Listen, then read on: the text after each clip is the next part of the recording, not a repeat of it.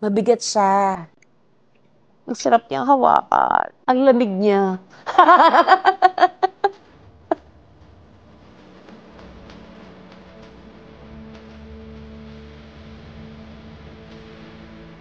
The winner is, for Best Actress, Judy Ann Santos. Santos. Espantajo.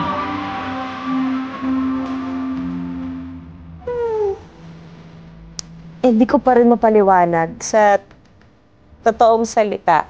Napaka-surreal pa rin ang mga pangyayari sa akin. Sa lahat naman ng awards night, sa maniwala man o hindi, ang pangkalahatan.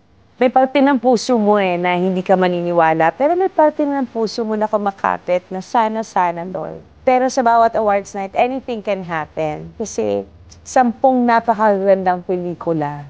10 magagandang pelikula na may mga mahuhusay na artista. So, totoo kahit ano maaaring mangyari. Ang cliche sabihin na mapabilang ka sa history ng MMFF 50, yun lang alone, masarap ng pakingganin, masarap na sa puso. Pero yung makapag-uwi ka ng ganito kabigat na award na may kasamang history, walang kapantay, walang kapalit sa lahat ng bumubuo ng MMFF.